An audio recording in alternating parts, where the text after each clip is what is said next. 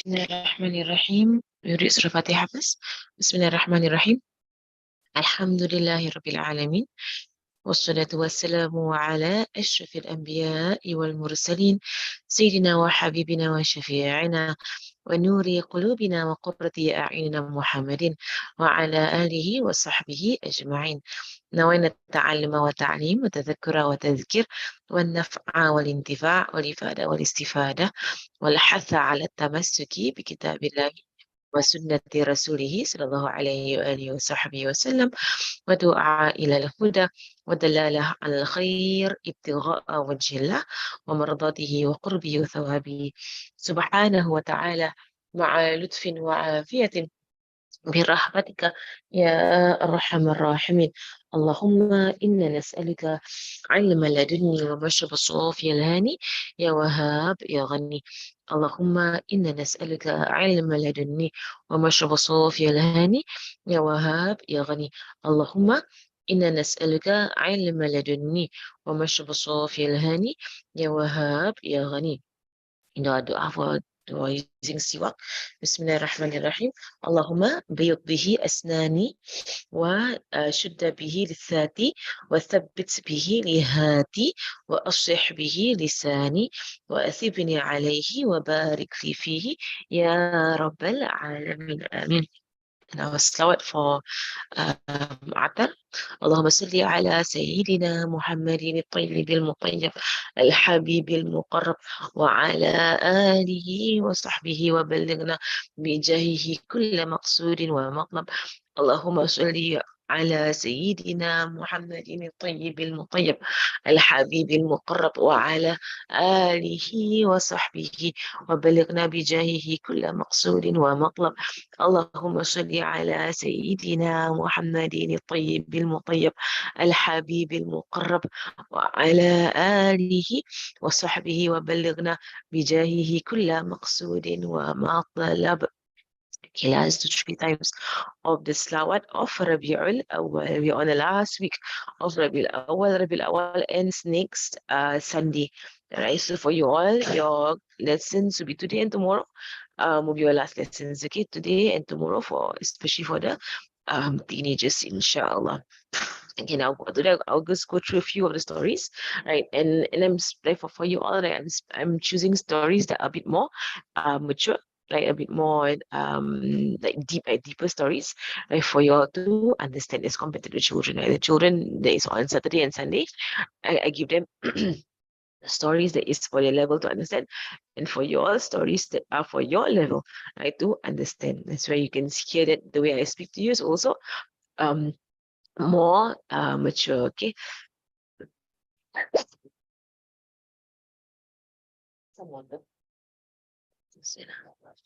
اللهم يا خير الناصرين أسألك بك أن تصلي وتسلم على عبدك وحبيبك سيدنا محمد.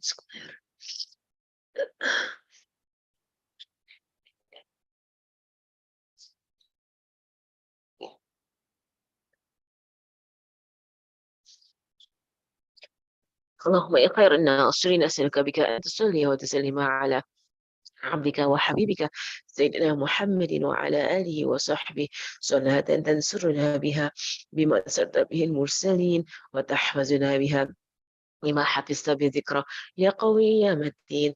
اللهم يا خير الناصرين أسألك بك أن تصلي وتسلم على عبدك وحبيبك سيدنا محمد وعلى آله وصحبه صلاة تنصرنا بها بما أرسلت المرسلين وتحفظنا بها ما حفظ بذكره يا قوي يا متين. اللهم يا خير الناصرين أسألك بك أن تصلي وسلم على عبدك وحبيبك سيدنا محمد وعلى آله وصحبه سنة تنصرنا بها بما نصرت المرسلين وتحفظنا بها بما حفظت بذكرى يا قوي يا متين.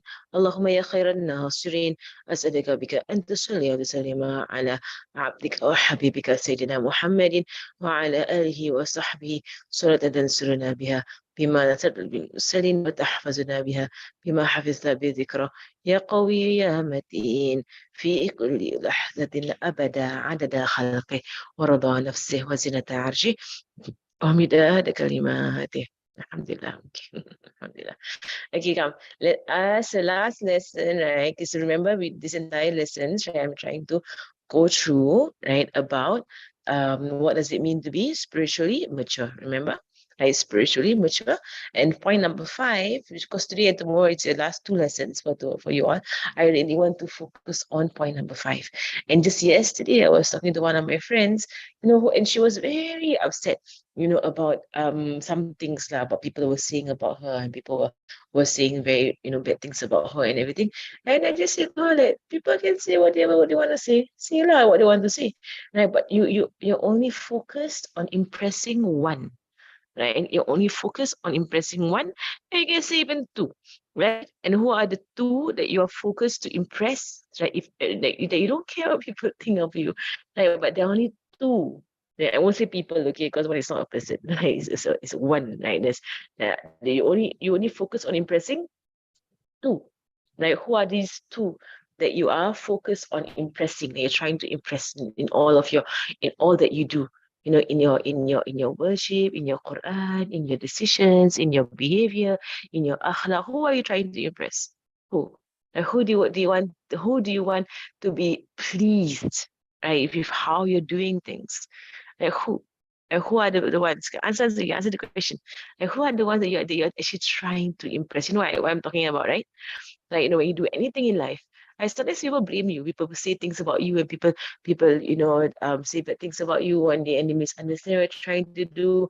They might judge you or whatever. But you know what? People can say what they want to say. Like, you're only trying to impress who? Yeah, answer the question. You're trying to impress who? You're trying to impress Allah and Rasulullah SAW, of course, right? Allah and Rasulullah SAW. If Allah is impressed by what you're doing, right? If Rasulullah SAW is impressed by what you are doing, then khalas, who cares, right? Like, who cares what anybody else thinks? Like, and I didn't even see, parents, because there are some people whose parents might not be impressed or might not be happy in them doing things that is actually religious, that is actually good, in their religion. There are also there it could be like Sayyidina Mus'ab. Sayyidina Mus'ab bin Umar. Sayyidina Mus'ab, his mother was not at all impressed with him leaving all of his dunya and all of his money and all of his clothes just because he wants to be a Muslim and follow Nabi Muhammad sallallahu alaihi wasallam. And sometimes even parents might not be, they might not be religious, right? There are those who are not religious. I know of parents, even though they're Muslims, they're not happy when their children want to, cover their aurat more. They're actually not happy. They actually don't get happy when their children, want to read more Quran, when their children want to be, want to read, want to, be more religious. Right? There are parents who are not happy about that. So you can't even say, to impress my parents. Of course, if your parents are good Muslims, then alhamdulillah, you want to impress them as well, right? But there are people out there who, even their parents, they don't, don't like that they become more and more religious. There are those parents who are like that. And I just heard a story of somebody in Singapore, and she wants to, cover up more of her aurat, but her mother told her not to do that. Like, her mother actually told her, don't cover your aurat, like, don't cover up a bit more, like, don't wear, like longer. Sometimes she wants to wear longer pants under her skirt to go to school. Right, the mother was like, don't do that. She said, don't do that, right, to her. Like, and subhanAllah, there are people who are like that. Right, there are people who are like that. Right, so sometimes, we think about, we only want to care about pleasing Allah and Rasulullah sallallahu alaihi wasallam, right? Right? You want to care about pleasing Allah and Rasulullah sallallahu alaihi wasallam. People can say what they want to say. People can do what they want to do. I only have one concern. And today's story is about that. Okay, today's story is about that. Okay, so the last lesson, remember, right, we were talking about the story of true friendship, right? Right, about where did I reach in the story of Sayyidina Abu Bakr? Right, because as young adults, teenagers, growing up, friendship is one of the things that will be very important. Correct? Friendship is something that is very very important, right? To most people, right? To most people, whether they're children, they're adults, they're teenagers, friendship is very important. And we learn from Rasulullah sallallahu alaihi wasallam and from Sayyidina Abu Bakr, right? The best way for friendship. I forgot where I stopped. You Sayyidina Abu Bakr's story. Do you all remember? Do you all remember where I stopped? Sayyidina Abu Bakr's story. Or did I finish the story? Did I finish the story?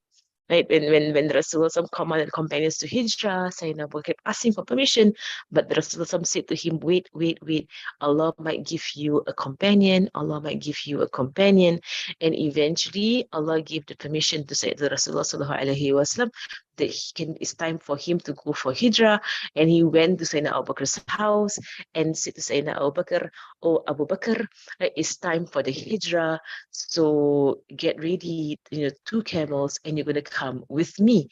And then, and mashallah, Sayyidina Abu Bakr was so touched. He was so touched. It was like at this point in time, right, in Mecca, people, the Quraysh, right, were plotting to murder Rasulullah sallallahu alaihi wasallam, to assassinate him, to murder or to assassinate Rasulullah sallallahu alaihi wasallam, right? So at this point in time, like you can see the atmosphere in Mecca was so hostile. It was a very hostile atmosphere in Mecca. It was very difficult, right? In Mecca right now, Rasulullah was a wanted man, right? Wanted dead. Right? They all wanted him dead. Right? Sallallahu alaihi wasallam. Right? So people like you think it's so dangerous right now, right? To be near Rasulullah sallallahu alaihi wasallam because you could be killed. Right? They were planning to kill him, sallallahu alaihi wasallam. But you see, when Rasulullah sallallahu alaihi wasallam went to Sayyidina Abu Bakr's house, you know, and said to him, "Yeah, Abu Bakr, right, get ready tonight. Right, tonight we will be doing the hijrah. So prepare 2 camels. I prepared 2 camels, right, and we will go on the hijrah tonight."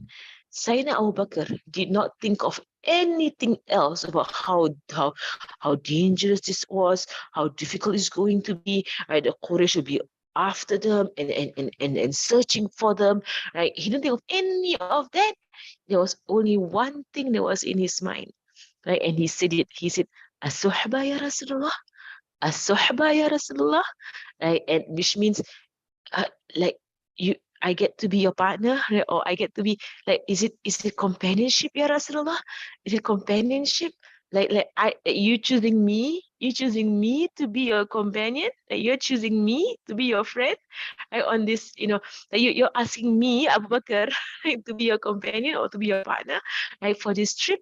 And Rasulullah said, yes, Abu Bakr, sahaba, right? Yes, Abu Bakr, just me and you, we're going to go on a trip. Right? And Sayyidina Abu Bakr was so happy. He was so happy with this news, right? That he began to cry. He actually began to cry out of happiness. At the point in time, Sayyidina Aisha, she was in the house. Sayyidina Aisha, she was already married to Rasulullah sallallahu alaihi wasallam, but still living with her parents, not yet living with her husband yet, because she was still small, still very small, still very young. She was only 6 years old, 6 or 7 years old. Like last time they were married, but they will stay with their parents. They will not come to the house with their husband until they become big enough. And when they're big enough, when they become women, then they'll go to the house with their husbands. Right? But last time, since young, they will be married, but they will just stay with their fathers, right? And then when they're old enough, they will go to their husband. Like Nabi Muhammad sallallahu alaihi wasallam's 2 daughters, right? He had 2 daughters, Ruqayya and Kulthum. They were actually married. And they were married very young to the sons of Abu Lahab. Sons of Abu Lahab. This was before Nabi Muhammad SAW became a prophet. Right? So his 2 daughters, Ruqayya and Kulthum, they were actually already married to the sons of Abu Lahab. But because they were still too young, they're still too small, they were still in the house of Rasulullah SAW. Alhamdulillah, they haven't go to the house of Abu Lahab, Abu Lahab and his sons.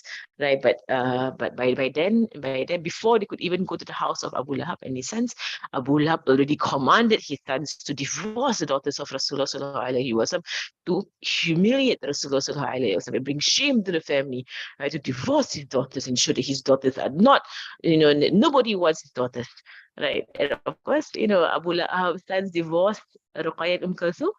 Then came the most wonderful young man to the house of Rasulullah sallallahu alaihi wasallam to propose to Ruqayyah, and that was Sayyidina Osman. Sayyidina Osman was the most handsome young man in Mecca, right, and the most well-mannered, such beautiful akhlaq, and he was also rich, Sayyidina Uthman.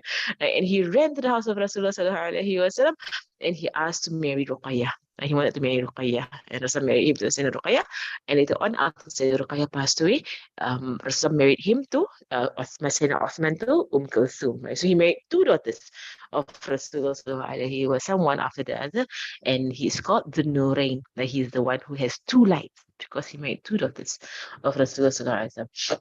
So anyway, at this point in time, Sayyidina Aisha was in the house when the Rasulullah came in the afternoon. Because Sayyidina Aisha is the one who actually tells us the story. Because she was there. She was there. She's the one who told us the story. She said Rasul came to our house at a time that he usually does not come. He never comes in the afternoon. Usually, this is not his norm. If he comes, he might come in Asar time, or he might come, later on at night. But usually, like in late morning, afternoon, that kind of time, usually he does not come to our house. So then Aisha said, he came to our house at a time that he does not usually come. Very strange. And I saw him speak to my father. Rasul was speaking to his friend, Sayyidina Abu Bakr, and Rasul told him, tonight we're going to go and travel. We're going to go for the hijrah. And Sayyidina Abu Bakr was so happy. And Sayyidina Aisha said, because she was only 7 years old, she's still a very young girl. She was only 7 years old. And she said that, I never knew people cried out of happiness. Like she didn't know because she was a small girl. She's never seen it. She's never seen people cry out of happiness because she only thought people cry out of sadness. So I've never seen people cry out of happiness until that day I saw my father cry. I saw my father cry and he was not sad. He was happy. And he was crying out of happiness. I was so happy that he was crying. So happy that he was crying. Right? And then I saw my father crying on that day because he got to be the companion of Rasulullah sallallahu alaihi wasallam. Since I know Abu Bakr, he didn't care about anything at all except that he got to spend some precious days with Nabi Muhammad sallallahu alaihi wasallam alone. Just him and Nabi Muhammad sallallahu alaihi wasallam. Who doesn't want that, right? Who doesn't want to have precious days, just you and the Prophet sallallahu alaihi wasallam? Everybody wants that, correct? Everybody wants that. I say now, because he was chosen to be the one to be together with Rasulullah for alone for an entire week, one whole week. Nobody else, just him and Nabi Muhammad sallallahu alaihi wasallam. So of course they went on the hijrah. They escaped Mecca that night. It's a long story about the escape to Mecca. From Mecca, they escaped. Rasulullah had Sayyidina Ali sleep in his bed and told Sayyidina Ali to cover himself with his blanket so the disbelievers would think Nabi Muhammad sallallahu was still in bed, but it was Sayyidina Ali inside the bed. Very clever. Rasulullah is very clever. Right? And then when he went out of his house, like he sprinkled sand on the heads of the people who were all hiding outside his house to jump at him and kill him the moment he came out of his house, right? So they were all hiding outside his house, and so when he came out, he just sprinkled sand on their heads, right? And they all fell asleep. All fell asleep. He walked right through. He went to the house of Sayyidina Abu Bakr anhu, to Sayyidina Abu Bakr. Now let's go. And they went off, and instead of going up to Medina, instead of going straight to Medina, they went the opposite way. To trick people, because everybody, when they find out that Rasul is gone, everybody ran towards Medina because they knew that he was going towards Medina. But he actually went down right, to another mountain, to a cave, to hide there for 3 days until people gave up searching. Then he went to Medina. Very clever. Rasul is very clever. I can draw for you also. Right. So if Mecca is here, I mean, just I cannot draw on this one. I think it's okay again. Okay, right. If Mecca is here, right, is Mecca the Kaaba. Right, Mecca is here. Right, Medina is actually up. You actually go north to go to Medina. Right, but Rasulullah Sallallahu Alaihi Wasallam, very clever. He went south. Why? Well, was this very clever? He went the wrong way. Not wrong way, lah, but he went the opposite way. He went down south. Right, because he knows that once they find out he's not in Mecca, and they all know where he wants to go, right? He wants to go to Medina. Everybody ran this way and they look for him, but actually he's here. He's nowhere here. Everybody went this way. They were searching the deserts for Rasulullah. They couldn't find him, right? But he was actually right here in the mountain on the other way, right? He went the other way, and he was staying there for 3 days. Sallallahu alaihi wasallam. Okay, but of course, you know the story. Abu Jahl actually found a mountain, and Abu Jahl actually found a very cave. And Abu Jahl was actually only a few steps away from Nabi Muhammad Sallallahu Alaihi Wasallam. Like literally, like they could see the feet of Abu Jahl. And Abu Jahl just look into the cave, he would find some already. But Abu Jahl was too arrogant to look into the cave. He was too arrogant. He was actually Abu Jahl actually found him. You know, actually found where they were. But he didn't realize they were just a few centimeters away from, you know, Abu Jahl. That was too arrogant. So anyway, when they went to the cave, they went to the mountain, right? So they went the opposite way, right? They went the opposite way. And in fact, when Rasulullah SAW and Sayyidina Abu Bakr were running out of Mecca, right? When they were running out of Mecca, and they planned so much how they're going to escape, right? Because they knew that the kafir, once the kafir found out that they were going to escape, they're going to kill Rasulullah SAW already. So while they're walking on the path, right, Sayyidina, on one path, Sayyidina Abu Bakr and Rasulullah Alaihi Wasallam, right in front of them was Abu Jahl. Right, it was in the middle of the night. Like it was in the middle of the night. There was nobody in the streets of Mecca, and for some reason, this Abu Jahl was walking around. He was walking around Mecca. You know, he is a very crazy man. Right? So some obsessed crazy man. Like, so he was walking around Mecca. You know, like oh, I'm gonna kill Muhammad tonight. I'm gonna kill Muhammad tonight. He thinks he's in control. Allah is in control. Right? So Sayyidina Abu Bakr was walking with Rasulullah, and suddenly up ahead they saw a man walking towards them. They were on one path, it was a narrow path, there was no escape, and they saw a man walking towards them, and they knew right from afar that was Abu Jahl. And Sayyidina Abu Bakr was like, Ya Rasulullah, Abu Jahl is right in front of us, walking towards us. What are we going to do? And as Rasulullah said, Abu Bakr, oh Abu Bakr, continue walking. Be very calm. Continue walking. He can't see me. He can't see me. See, Allah can do what Allah wants to do. Right? It's so easy for Allah subhanahu wa ta'ala. Rasulullah planned so much. And then just to walk on the street and bump into Abu Jahl. Right? So walking. And then Abu Jahl came and then Abu Jahl saw Abu Bakr. It was very strange, right? In the middle of the night to see Abu Bakr walking around in Mecca, right? Abu Jahl also didn't think also. You're thinking, why Abu Jahl didn't wonder, why are you doing out in the street of Abu Bakr in the middle of the night? Like, why are you doing here? But Allah made Abu Jahl not think. Because he will be thinking, like, why in the middle of the night you're out on the streets? Like, what are you doing out on the streets? Like, so Abu Jahl saw Abu Bakr. I said, Abu Bakr, and he said, where are you going, Abu Bakr? Said Abu Bakr, just kept quiet. And then Abu Jahl said, you know, where is your companion? Right? It means where is the Prophet Sallallahu Alaihi Wasallam? So Abu Bakr kept quiet. He didn't answer anything. He just kept quiet. Continue walking. And Abu Jahl said, if I see Muhammad, I'm going to kill him. And then Sayyidina Abu Bakr just continue walking, don't say anything, just continue walking and walk past Abu Jahl. Rasul was right there next to him, and Abu Jahl couldn't see. He couldn't see. And then they escaped, right? They escaped from Mecca. Then Abu Jahl, he went to the house of Rasulullah and he saw he saw the people outside the house of Rasulullah all sleeping. So he woke them up. So, hey, you guys, you're supposed to be on guard. You're supposed to kill Muhammad when he comes out. Right? So he woke up all of them. And they were like, okay, they all they fell asleep. Because there's some put the cell on their heads, right? And then they were like, okay, has he escaped? Has he left the house yet? So when they looked through the window, they saw, oh no, he's still sleeping. He's still in his bed, still sleeping. Okay, we have not missed him. He's still there. So they all crouched outside the house, waiting for us to come out. But actually, in the house is Sayyidina Ali. It wasn't even the Rasulullah. It was Sayyidina Ali in the house. Right? But they were all like, okay, oh, he's there. Because they looked through the window and they could see somebody sleeping on the bed. So they're like, okay, he's still in the house. Okay, let's crouch here. Right? And as Rasulullah was escaping from Mecca, right, somebody else saw him. Actually, there was another person who saw Rasulullah leaving Mecca. And this person, right, later on came to they walked past, this person walked past Rasulullah's house and saw all these people, Abu Jahl as well, all squatting outside the house, like waiting. That the moment Muhammad comes out, we're going to jump at him and kill him. All of us are going to stab him in one go. Right? So everybody is a murderer, and they cannot blame us because they don't know who's the murderer. Right? Everybody's going to be the murderer. Right? That was their plan. So the man was walking past the house of Rasulullah and saw everybody waiting outside, right, to jump on Rasulullah and kill him in one go. And they were like, what are you guys waiting here for? And then they all said, shh, Muhammad is inside. He's going to come out any moment. And when he comes out, we're going to jump at him and kill him. And then the person was like, huh? Muhammad's inside. Are you sure? I just saw him walking on the street. And then they were like, huh? You saw him walking on the street? it's okay. He was walking along the street just now. I saw him, Abu Bakr, they were walking. Um, and they were like, then who's inside the house?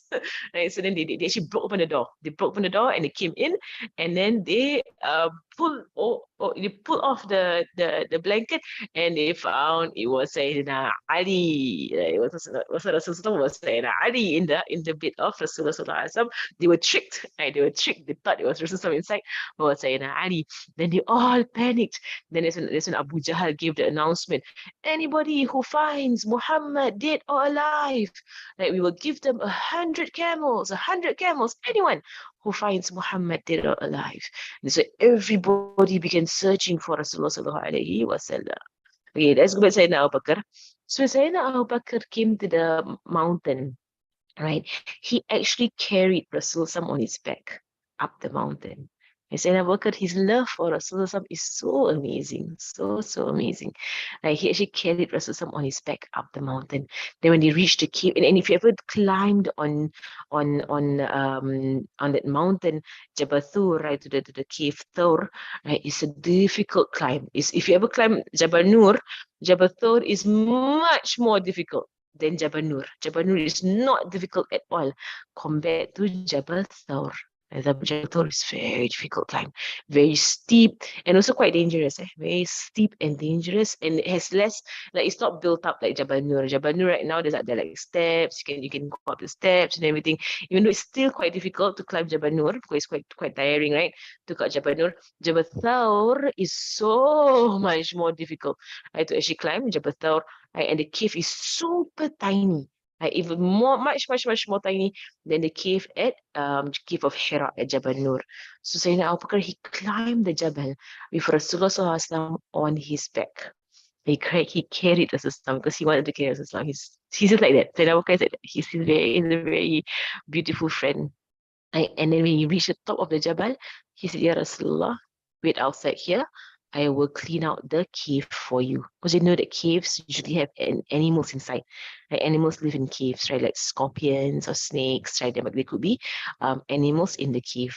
As I said, now because he cleaned out the cave and then he took his clothing, he had like a shawl, he tore it into pieces and he used the pieces of cloth, like to stuff it into the different holes in the cave. The cave has small holes in the wall of the cave. So usually there are animals that live in these holes, right? So he took one of his shawl, he had a shawl with him, he tore it into pieces, then he stuffed these holes in the cave in case there were like scorpions or snakes inside there. So at least he blocked. And you block the holes in the cave. They don't let the animals come out, right? And they might bite or they might sting. Okay, so he covered all the holes in the cave, but he didn't have enough cloth, and there was still one more hole that was there. So instead of, because there's no more cloth to cover the holes in the cave, he used his heel, right? The heel of his foot. His own foot, he used the heel, right? And he put his heel there, right, to cover the hole that was in the cave. Right? And said, okay, Rasulullah, we're ready, you can come in. So Rasulullah came in, right, to the cave, right, and Sayyidina Abu Bakr had already cleaned out the cave. He had already, stuffed all the holes with his cloth, and there was one extra hole. He put his foot there, right, his heel there, right, and Rasulullah came in, and Rasulullah he rested, and the way he rested was that he put his Rasulullah put his head on the thighs of Abu Bakr. Right? He actually lie down. He lie down. He put his head resting on the thighs of Sayyidina Abu Bakr. Sayyidina Abu Bakr was sitting up. He was sitting up and he was leaning against the wall, right, of the cave like that. Right? So some actually fell asleep, right, on the thighs of Sayyidina Abu Bakr, right, and Sayyidina Abu's heel was actually inside this hole. Okay, there's the most one. So now comes an incident that is very beautiful. This is one thing that I learned from Habib Omar. Okay, so Jabal Thur is taller than Jabal Nur. Yes, it is. Jabal Thur is higher, more difficult, more tired. Like, you want to climb Jabal Thur? Like, much taller than Jabal Nur and very difficult to climb. Very steep. It's very steep. Like Jabal Thur. Inshallah, one day you can go and climb. Okay, you think Jabal Nur was difficult. Jabal Thur was even more difficult. Right? And in fact, Sayyidina Abu Bakr's daughter Asma, Sayyidina Aisha's sister, right?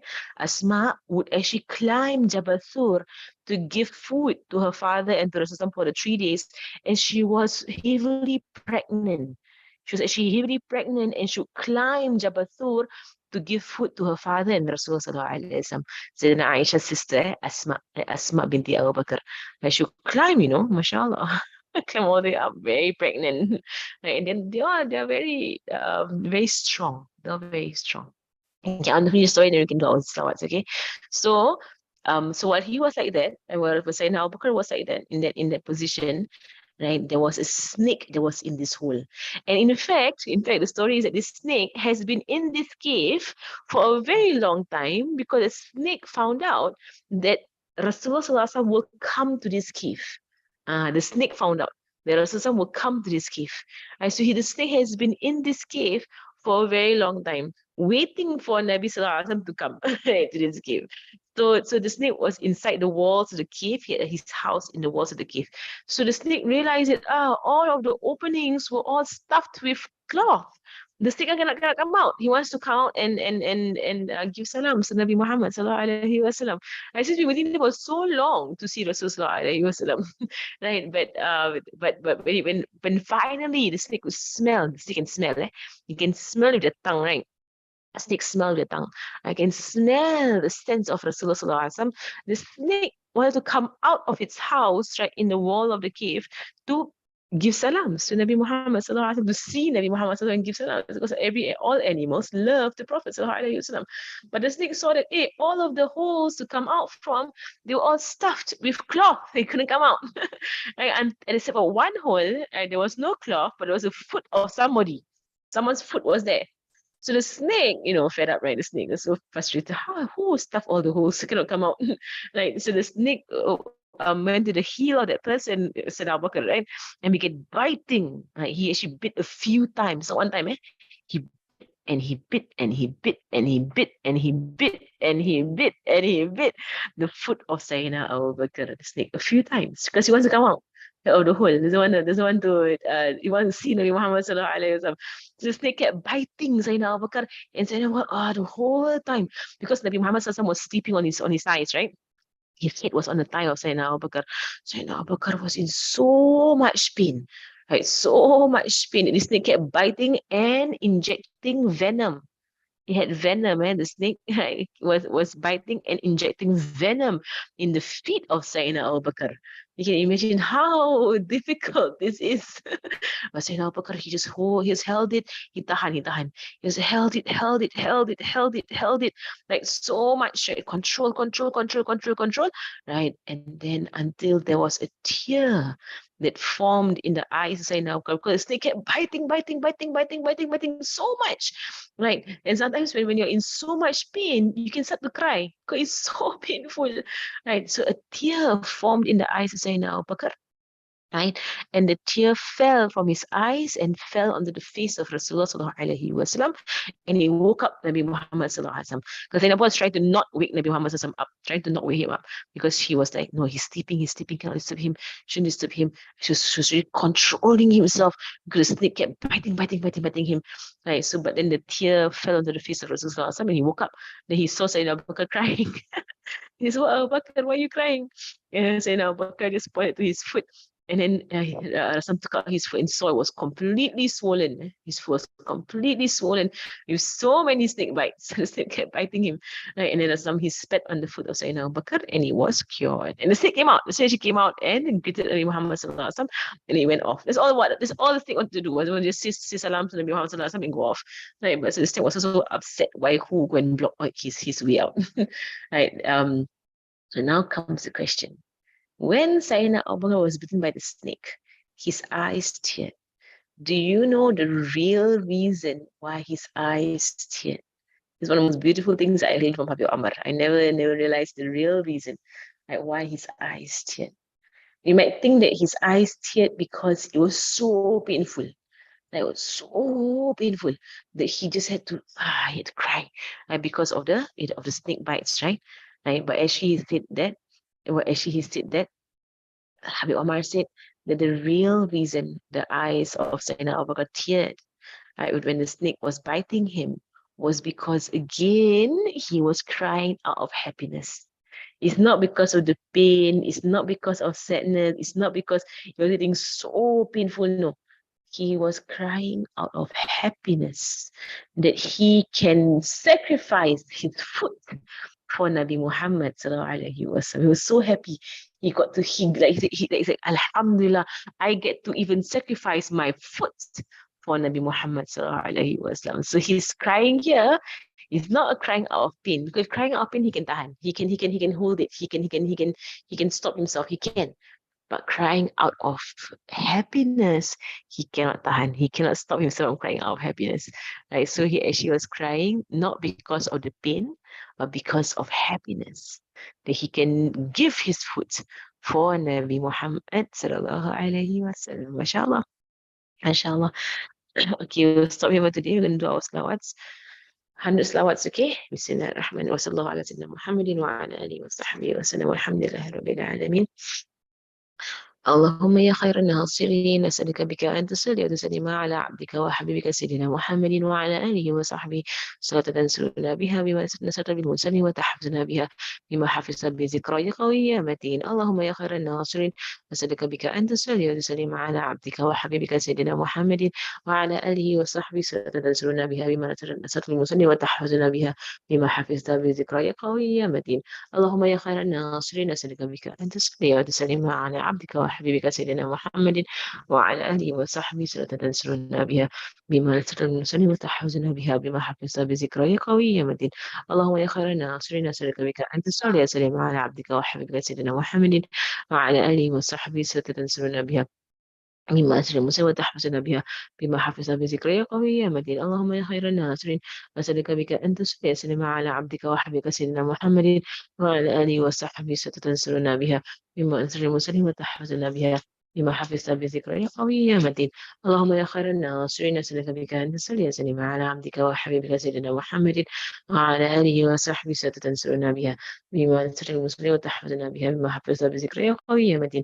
اللهم يا خير الناصرين أسألك بك أن تصلي وسلم على عبدك وحبيبك سيدنا محمد وعلى آله وصحبه ستنصرنا بها بما نسر المسلم وتحفظنا بها ما حفظنا بذكرى يا قوي يا متين. اللهم يا خير الناصرين أسألك بك أن تصلي وسلم على عبدك وحبيبك سيدنا محمد وعلى آله وصحبه تنصرنا بها بما نسر المسلم وتحفظنا بها بما حفظ بذكر يا قوي يا متين. اللهم يا خير الناصرين أسألك بك أن تصلي وسلم على عبدك وحبيبك سيدنا